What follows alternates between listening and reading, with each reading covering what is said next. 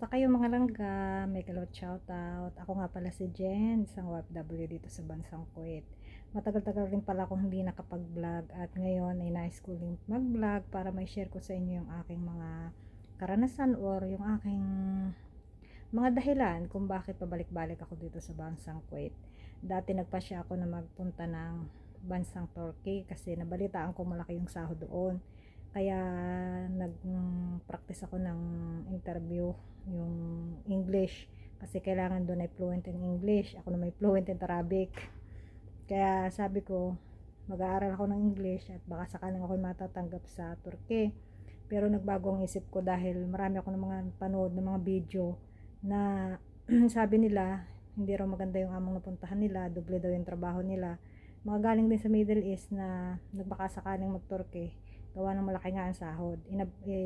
Kinagat nila yung malaking sahod pero pagdating doon super stress sila, hindi makakain, hindi makatulog, puro trabaho hanggang sa nagsisilang sila kasi yung amo nila hindi rin mabait, yung alaga masungit. Kaya habang nanonood ako ng mga video parang na-influensyahan din ako na sabi ko baka naman hindi, kasi swertehan yung pag abroad baka hindi maganda yung mapuntahan ko dito kasi maayos naman yung amo ko, mabait yung amo ko, yung mga alaga ko sumusunod sa akin kasi nga ako nagpalaki sa kanila. Kaya nagdesisyon ako na babalik na lang. Sabi ko magpapadagdag na lang ako ng sahod dahil kung sakali namang magdagdag kaunti na lang din naman ang magiging diferensya ng sahod sa Turkey at sahod ko dito.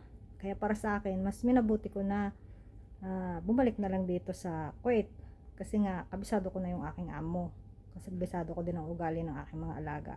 Kaysa naman ako may stress sa pupuntahan kong lugar na hindi ko alam ang sistema. Ang mahalaga kasi para sa akin, ang mahalaga kasi masaya ka dun sa trabaho mo at hindi ka na-stress. Kasi aanhin mo yung malaki mong sahod kung stress ka naman, pagod na pagod ka, tapos puro ka hindi ka nakakain, hindi ka nakakatulog, di ba? Baka ni workout, hindi ka makapag-workout. Yun nga ang isa ko napanood na video kahit pag CR hindi siya makapag-CR kasi laging hanap siya ng kanyang amo. May binibili ng pagkain pero hindi man siya makaluto kasi laging tawag ng kanyang amo.